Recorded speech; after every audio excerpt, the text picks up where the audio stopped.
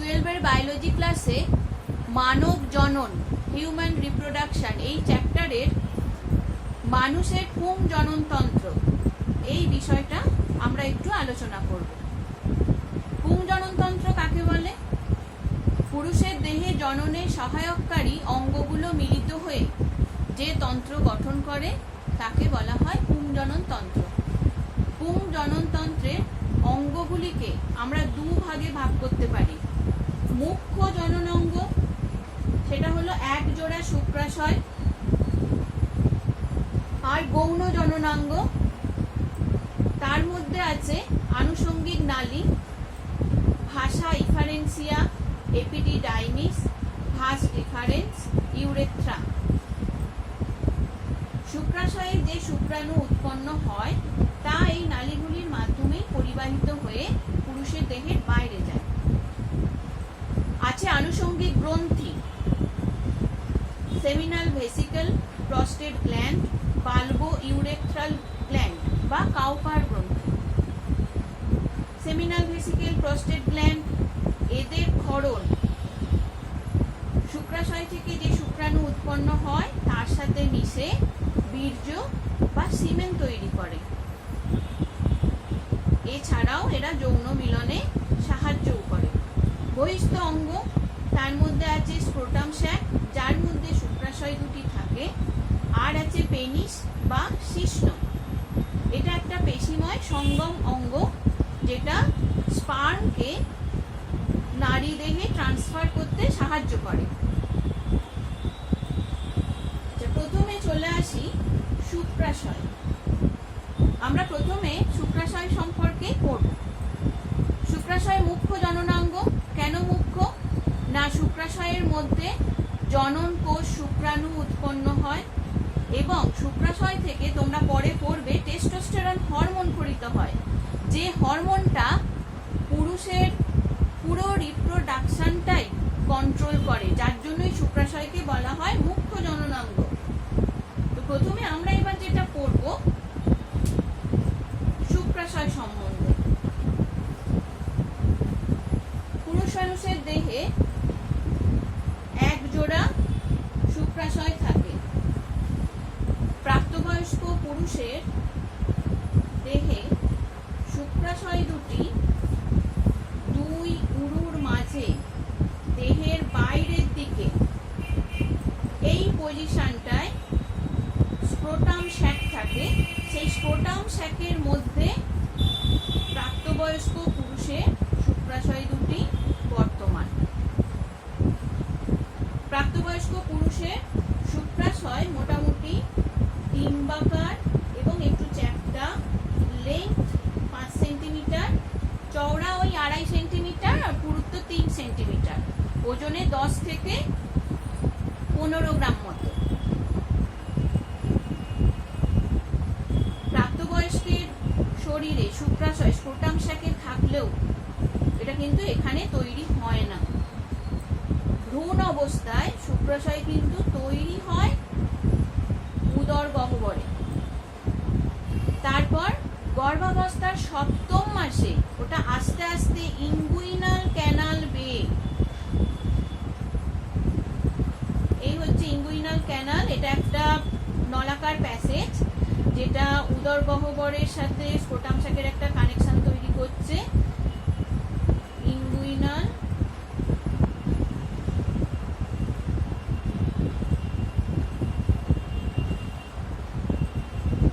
Canal, ওই inguinal canal বেয়ে scrotum স্যাকের মধ্যে আস্তে আস্তে গর্ভাবস্থার 7ম মাসে শুক্রাশয় নেমে আসে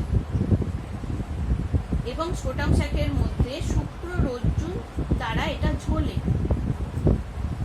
শুক্ররজ্জু বা স্পার্মাটিক কর্ড।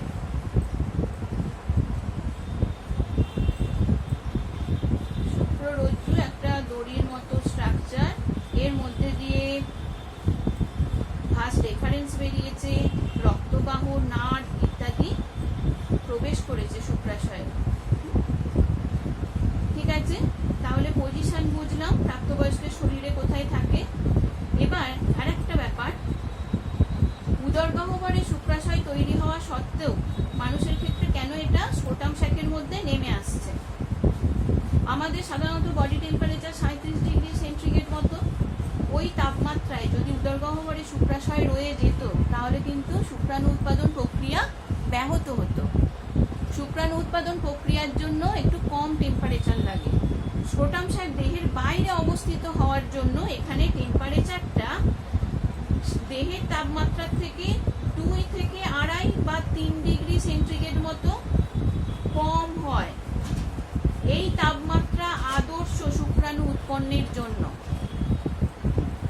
এই কারণে শুক্রাশয় দুটি নেমে আসা আবশ্যিক এখানে। এবার আমরা একটা শুক্রাশয়ের আভ্যন্তরীণ গঠনটা দেখব।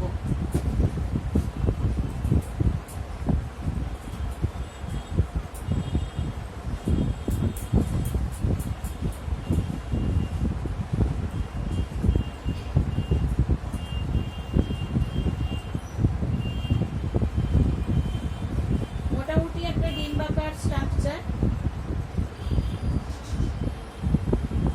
এরকম যদি হয়, তো একদম শুক্রাশয়কে যদি আমরা লম্বালম্বি কাটি তাহলে একেবারে শুক্রাশয়ের বাইরে আমরা একটা আবরণ দেখতে পাবো, যেটা তন্তুময় আবরণ। তার নাম হচ্ছে টিউনিকা অ্যালবুজিনিয়া।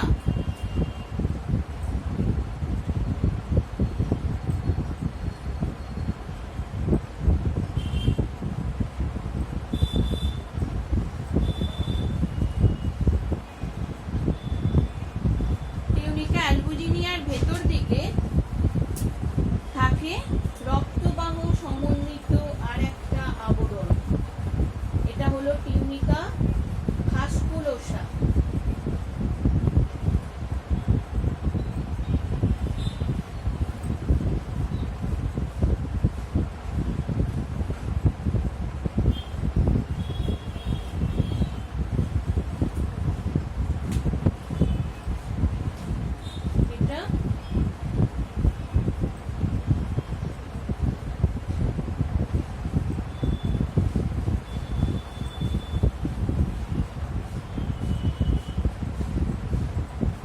টিউনিকা ভাস্কুলোসা।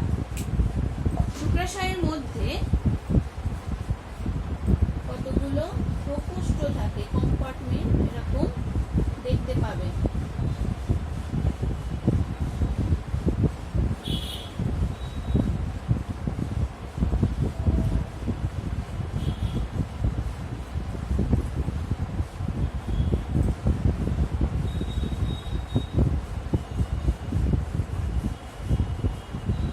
প্রতিটা শুক্রাশয়ে 200 থেকে 250টা মতো এই প্রকোষ্ঠ থাকে। এদেরকে বলা হয় টেস্টিকুলার লোবিউল।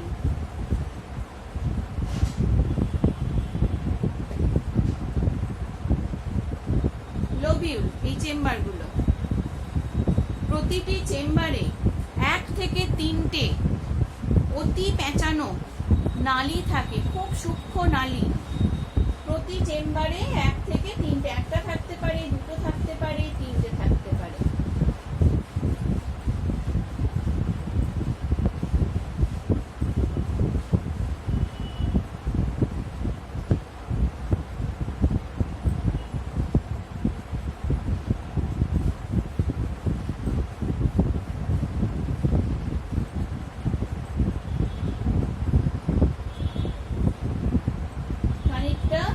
এইরকম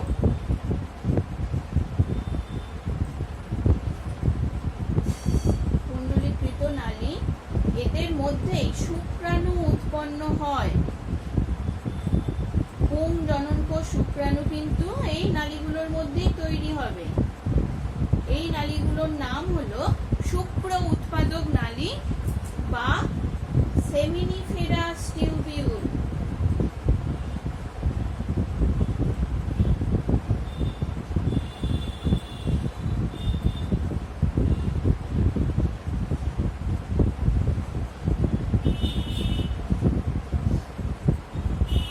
তাহলে আমাদের যে জনন কোষ শুক্রাণু সেটা এখানে তৈরি হচ্ছে।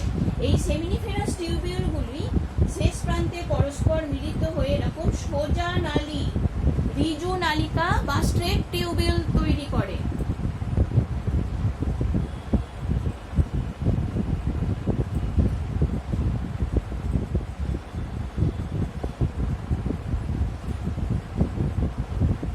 এইবারটাই দেখো কুণ্ডলীকরণ নেই, তাই সোজা।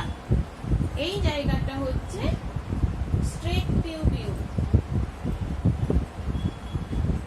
বা সোজা নালিকা।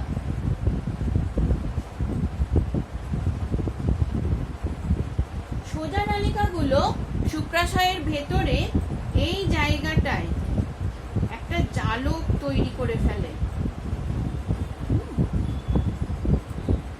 খানিকটা এইরকম একটা জাল তৈরি করে। এই জায়গাটার নাম হচ্ছে রেটি টেস্টিস। রেটিকিউলাম মানে জালক, সেই রেটিকিউলাম থেকে নামটা রেটি টেস্টিস। ঠিক আছে, তাহলে এই জায়গাটা হলো রেটি টেস্টিস।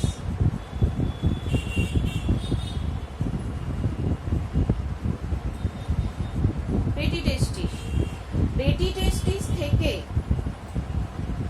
কয়েকটা নালী বেরিয়েছে, 10 থেকে 20টা মতো সূক্ষ্ম নালী এইখান থেকে বেরিয়ে সোজা শুক্রাশয়ের যে আবরণ ভেদ করে বাইরে বেরিয়ে গেছে, শুক্রাশয়ের বাইরে বেরিয়ে এসছে এরা। এই নালীগুলোর নাম হচ্ছে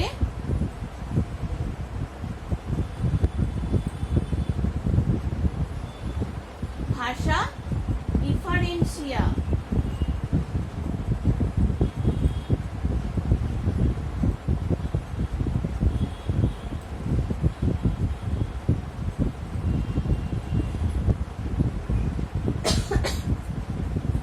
থেকে 15 থেকে 20টা মতো বার হয় ভাষা ডিফারেন্সিয়া। এরপর এই ভাষা ডিফারেন্সিয়া মিলিত হচ্ছে আর একটা অতি কুণ্ডলীকৃত নালীতে, যেটা শুক্রাশয়ের গায়ে এইভাবে থাকে। কুণ্ডলীকরণ অনেকটাই, আমার পক্ষে একে এখানে এইভাবে দেখানো সম্ভব নয়। এই ভাষা ডিফারেন্সিয়া এই যে নালীটায় মিশছে, মানে এর পরবর্তী এই যে নালীটা, ভাষা ডিফারেন্সিয়ার পরবর্তী নালীটার নাম হচ্ছে এপিডিডাইমিস। এটা 7 মিটার মতো লম্বা।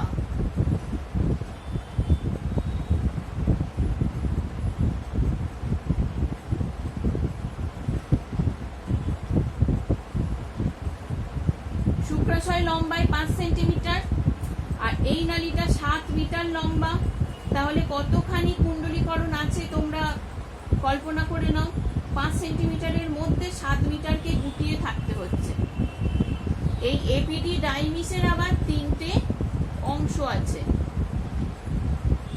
মস্তক মানে এই নালীটার শুরুর পার্টটা, ওটা হচ্ছে ক্যাপুট এপিডিডাইমিস।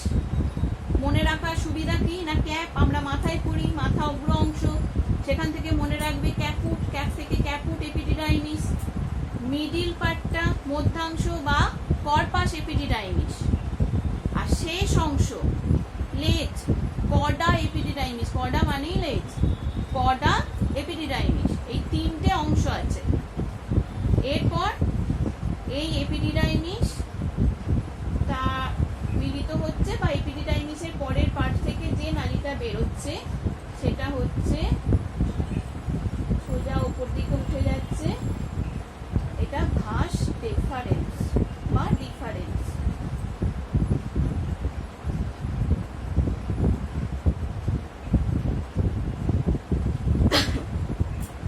এপিডিডাইমিসে শুক্রাণু 18 থেকে 24 ঘন্টা পর্যন্ত সঞ্চিত থাকতে পারে এবং এই এপিডিডাইমিস শুক্রাণুকে পুষ্টিও সরবরাহ করে।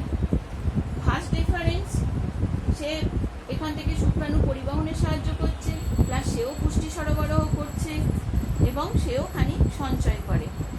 এই ভাস ডিফারেন্স শুক্রাশয় তো আছে এরকম স্ক্রোটাম স্যাকের মধ্যে, এর বাইরে এরকম স্ক্রোটাম স্যাক আছে। তো স্ক্রোটাম স্যাক দেহের বাইরে, স্ক্রোটাম স্যাক থেকে শুক্রাশয়ের পিছন দিক থেকে ভাস রেফারেন্স বেরিয়ে যাচ্ছে, ওপর দিকে উঠছে, ওপর দিকে যাচ্ছে, শুক্র রজ্জুর ভেতর দিয়ে গিয়ে ইনগুইনাল ক্যানালের ভেতর দিয়ে গিয়ে ওটা শনি গহ্বরে একদম সোজা পৌঁছে যাচ্ছে ইউরিনারি ব্লাডার, মূত্রথলির কাছে। তো শুক্রাশয়ের ভেতরের গঠন আমরা দেখে নিলাম। এবার পুং জননতন্ত্র গোটাটা দেখব, সেটা কিরকম স্ট্রাকচারটা আমি একটু সাইড ভিউ দেখাবো।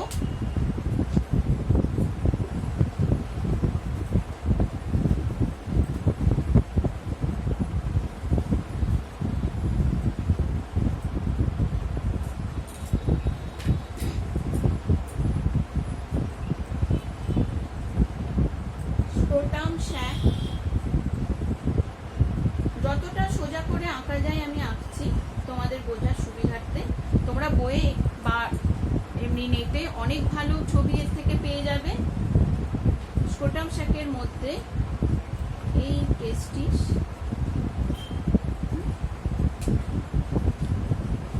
টেস্টিস থেকে বেরিয়ে গেছে স্পার্মাটিক কর্ডের ভেতর দিয়ে আমাদের ফার্স্ট রেফারেন্স। স্ক্রোটাম শ্যাক বাইরে, এটা উপর দিকে উঠে গেল, শনি গহ্বরে পৌঁছে গেল।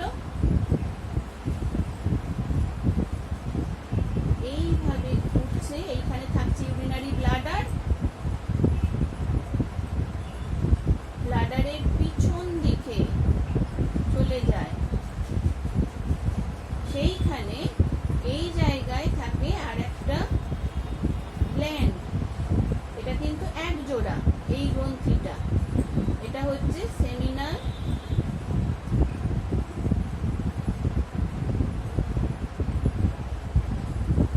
ভেসিকেল। এটা সিমেনের 60% তৈরি করে। সিমেনের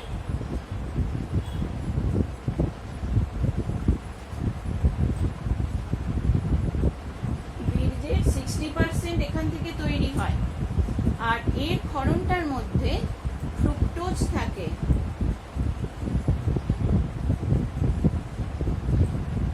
যেটা মানুষের আর কোনো দেহজ ক্ষরণে পাওয়া যায় না। এই সেমিনাল ভেসিকেলের ক্ষরণে ফ্রুক্টোজ পাওয়া যায়। অনেক সময়, এটা একটু বাইরে থেকেই বলছি, রেপ হয়েছে কিনা সেটা বোঝার জন্য ফিমেলের ভ্যাজাইনায় ফ্রুক্টোজের উপস্থিতি টেস্ট করা হয়। যদি ফ্রুক্টোজের উপস্থিতি পজিটিভ হয়, বোঝা যায় রেপ হয়েছে। যা হোক, সেমিনাল ভেসিকেল এক জোড়া, আমি সাইড ভিউ দেখাচ্ছি। একটা টেস্টিস থেকে একটাই ভাস ডিফারেন্স বেরিয়েছে, তার সাথে সেমিনাল ভেসিকেল মিশছে। আমি একদিকেরটাই ছবিতে দেখাতে পারছি, অপর টেস্টিস থেকে জানবে এইভাবেই যাচ্ছে, ওদিকেও সেমিনাল ভেসিকেল ভাস ডিফারেন্সের সাথে মিশছে। তো সেমিনাল ভেসিকেল নালীর দ্বারা মিশলো, ভাস ডিফারেন্স সেমিনাল ভেসিকেলের নালী পরস্পর মিশে এই পার্টটা, যেটা একটা কমন নালী হলো, এর নাম হচ্ছে ইজাকুলেটরি ডাক বা ক্ষেপণ নালী। ইজাকুলেটরি ডাক বা ক্ষেপণ নালী। এই ইজাকুলেটরি ডাক মিলবে ইউরিনারি ব্লাডার থেকে বেরিয়ে আসা নালীর সাথে। এই ইউরিনারি ব্লাডার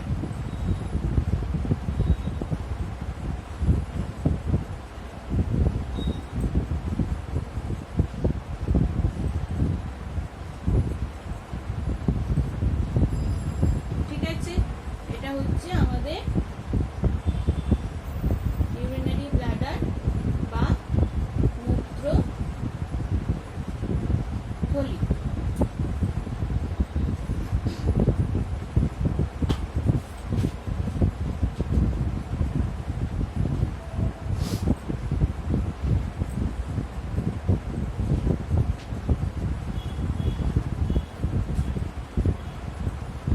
ইজাকুলেটরি ডাক মিশে গেল।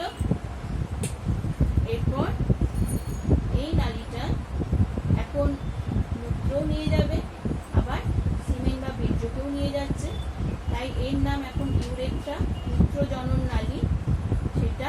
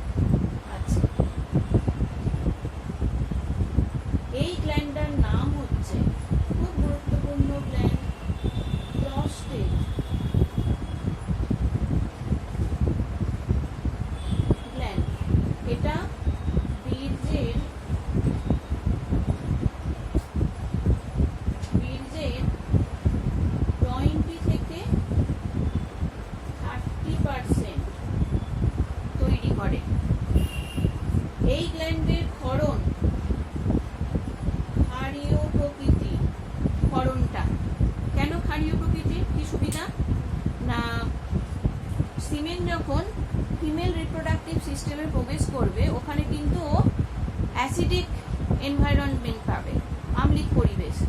তো সেখানে শুক্রাণুর ক্ষতি হতে পারে আম্লিক পরিবেশে, যাতে সেটা না হয় সেই জন্য এই ক্ষারীয় সিক্রেশনটা স্ত্রী দেহে জননতন্ত্রের মধ্যে যে আম্লিক পরিবেশটা থাকছে সেটাকে প্রশম করে দেয়, তাহলে আর শুক্রাণুর ক্ষতি হবে না। এরপর ঠিক প্রস্টেট গ্ল্যান্ডের পরে এই জায়গায় দুটো ছোট্ট ছোট্ট মটর দানার মতো গ্ল্যান্ড থাকে, এটা হচ্ছে বাল্বো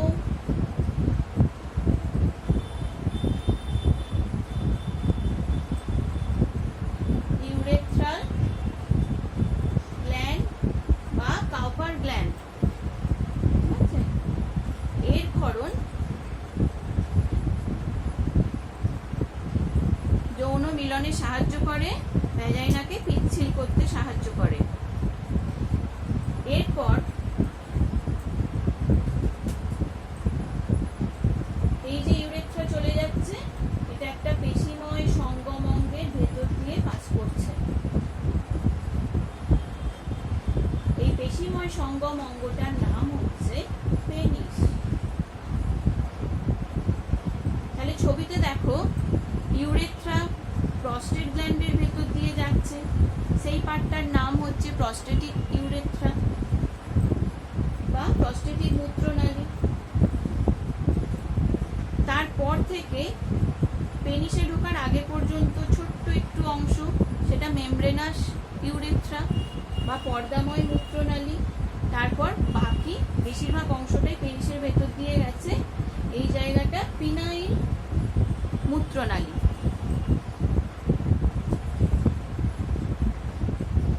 এরপর এই যে আমরা পুরুষের দেহে এই পার্টটা জননতন্ত্রের এই অংশগুলো আমরা কিন্তু বাইরে থেকে দেখতে পাই না, শুধু দেখতে পাই স্ক্রোটাম শ্যাকটা, এটা স্ক্রোটাম শ্যাক।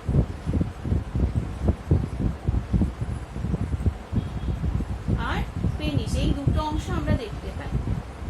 পেনিস এরও তিনটা অংশ, এই যেখানটা থেকে শুরু হচ্ছে এই জায়গাটা বাল্ব ইউরেথ্রার পর থেকে এই পার্টটা হচ্ছে মূলদেশ, বাকিটা বডি।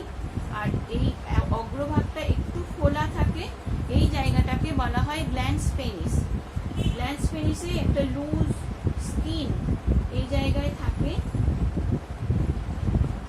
সেই স্কিনটার নাম প্রিপিউস।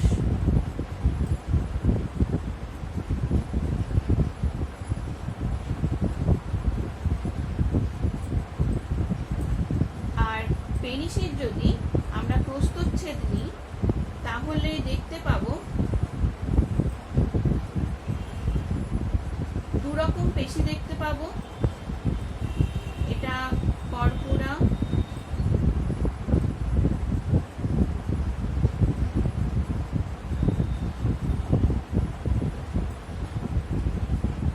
স্পঞ্জিওসাম,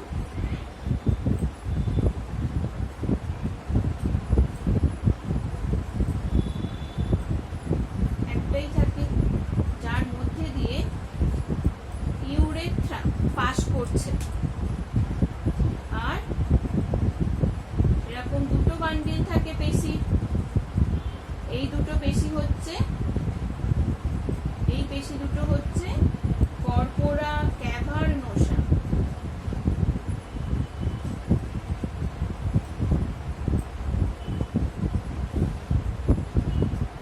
তাহলে দুরকম পেশি, কর্পোরা স্পঞ্জিওসাম একটাই যার ভেতর দিয়ে ইউরেথ্রা যায়, আর দুটো বান্ডিল আছে পেশি, সেটা কর্পোরা ক্যাভার্নোসা, আর বাকি স্কিন অ্যারিওলার কলা এই থাকছে। এরপর এসো স্ক্রোটাম শ্যাকটা, এটা সম্বন্ধে একটু বলে নি। স্ক্রোটাম শ্যাক এটা এমনিতে সামনের দিক থেকে যদি দেখো এরকম মাঝখানে একটা সেপ্টাম থাকে, মানে দুদিকে দুটো চেম্বার, প্রতি চেম্বারে একটা করে টেস্টিস।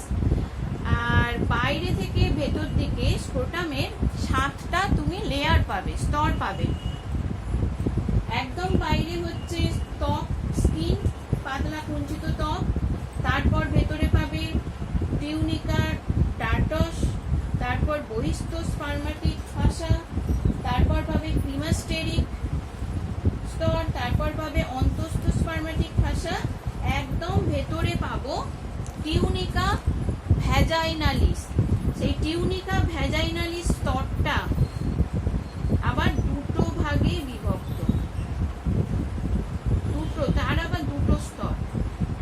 একটা হচ্ছে ভেতরেরটা ভিসেরাল,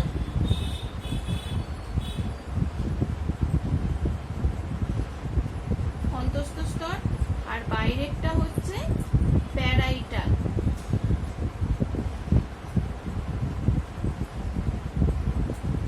এই দুটো স্তরের মাঝে এই যে গ্যাপটা আছে, এই জায়গাটায় একটা তরল থাকে, সেই তরলটার নাম হচ্ছে হাইড্রোসিলিক ফ্লুইড। ওটা পিচ্ছিল একটা তরল, যেটা শুক্রাশয় দুটিকে বাইরের আঘাত থেকে রক্ষা করে। আর এই যে স্ক্রোটাম শাকি স্কিন, তার ভেতরেই ফার্স্ট স্তর যেটা ডাটস বললাম, যেটা সেই স্তরটার একটা ভূমিকা যেটা, সেটা হচ্ছে শীতকালে, স্ক্রোটাম শাক তো দেহের বাইরে, শীতকালে যখন বাইরে টেম্পারেচার কমে যায়, এখানে টেম্পারেচার, স্ক্রোটাম শাকের ভেতরে টেম্পারেচারও কমে যাচ্ছে, তখন একটু শুক্রাণু উৎপাদনের জন্য তাপ বেশি দরকার, তখন ওই ডাটস সংকুচিত হয়, যাতে স্ক্রোটাম শাক সংকুচিত হয়ে যায়, শুক্রাশয় দুটি ওপরে উঠে যায়, ফলে বডির কাছাকাছি এসে যায়, তখন একটু তাপ ওর বেড়ে যায়। আবার গরমকালে যখন বাইরের পরিবেশে তাপ বেশি থাকে, তখন ওটা ডাটসটা শিথিল হয়ে যায়, স্ক্রোটাম শাক ঝুলে যায়, যাতে বডি থেকেও দূরত্ব বেড়ে যায়, তখন একটু কম তাপে থাকে। ব্যাস এই পর্যন্তই মেল রিপ্রোডাক্টিভ